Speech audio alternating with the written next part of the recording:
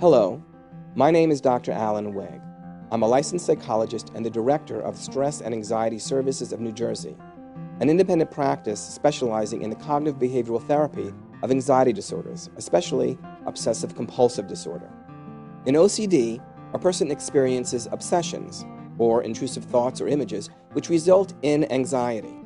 The person with OCD will then try to lower or control this anxiety by engaging in behavioral rituals or compulsions.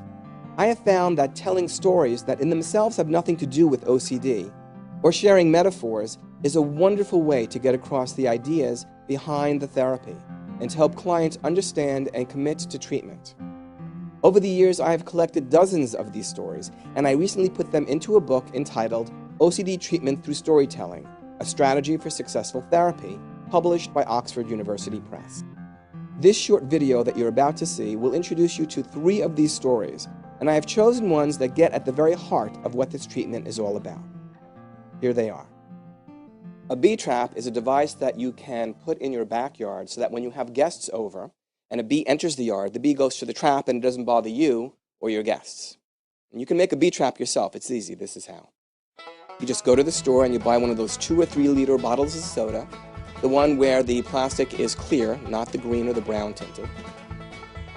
You empty out the soda, you take off the label, so you have a long, clear plastic bottle. You take honey, you pour it into the top of the bottle, let it go straight down, form a small puddle at the bottom of the bottle. Then about 2/3 of the way up from the bottom of the bottle, you take black electrician's tape, the kind of tape that they use on electrical wiring, and you start wrapping that tape around the bottle over and over and over again, slowly moving up past the nozzle, and then you snip it so you have a small opening at the top of the bottle. Once the honey is dried, you now take the bottle, you turn it upside down, and you take a wire or an open paper clip, and you now tape it to what was the bottom of the bottle, but it's now the top, so you can hang it upside down in the tree. What ends up happening is a bee enters the yard. It doesn't have a nose, it can't smell, but it can detect the scent of the honey. And it follows that scent up through the opening at the bottom of the bottle, flies up inside to the roof where the honey is, and even though the honey is dried, it can extract certain things from the honey.